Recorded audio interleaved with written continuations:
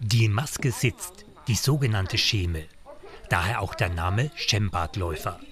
In Nürnberg pflegt ein kleiner Verein dieses alte Brauchtum. Bereits im 15. Jahrhundert gehörten Schembadläufer fest zum närrischen Treiben in Nürnberg. Und sie sind der Ursprung unserer heutigen Fastnachtsumzüge. Das Germanische Nationalmuseum widmet den Schembadläufern eine Sonderausstellung. Die Basis: 30 wertvolle Bücher aus dem eigenen Bestand, die viel über die Umzüge aus dem 15. Jahrhundert verraten. Wenn man in der Dürerzeit nach Nürnberg kam, dann konnte man die Fastnacht erleben. Viel Sex, viel Crime, und hier ging die Party ab. Wenn wir heute Weiberfastnacht nach Köln fahren, dann fuhr man damals zur Weiberfastnacht tatsächlich nach Nürnberg. Und der Schembadlauf war der Event. Die Schembadläufer waren anfangs eine Art Schutztruppe für die Metzger. Denn nur dieses Gewerk hatte die offizielle Genehmigung vom Stadtrat, tanzend durch die Stadt zu ziehen. Mit Holzspeeren und Büscheln bewaffnet hielten die Schembadläufer die Schaulustigen auf Abstand.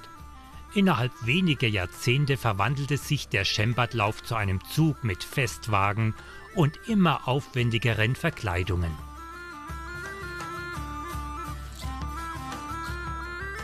Das ganz Besondere in Nürnberg ist, wenn man sich vor Augen führt, dass der erste Rosenmontagszug in Köln mit Motivwegen 1823 stattfand, dass in Nürnberg bereits 1475, also 350 Jahre rund vorher, bereits ein Mottowagen in der Stadt mitgeführt wurde. Und das gab es so in dieser Art nirgends in Mitteleuropa.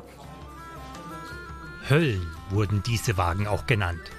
Als Höhepunkt des Umzuges wurden sie am Nürnberger Hauptmarkt öffentlich verbrannt. All das erzählen die Schembad-Bücher. Von keinem zweiten historischen Bürgerfest im deutschsprachigen Raum ist eine solche Text- und Bilderfülle erhalten, heißt es im Germanischen Nationalmuseum. Und die Nürnberger Schembad-Gesellschaft lebt diesen Brauch heute noch, auf dem Nürnberger Gaudiwurm.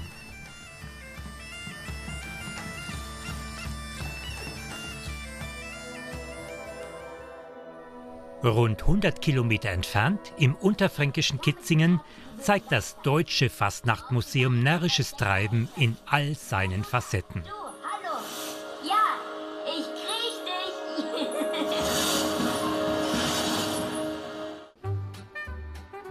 dich. Über 400 Quadratmeter Ausstellungsfläche zeigen, wie Narren seit dem Mittelalter die Fastnacht prägen.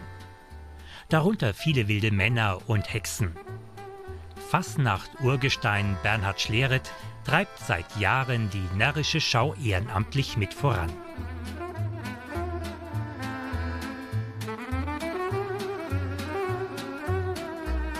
Wenn man in die verschiedenen Regionen schaut, sieht man auch, ob das eine arme oder etwas wohlhabendere Region war.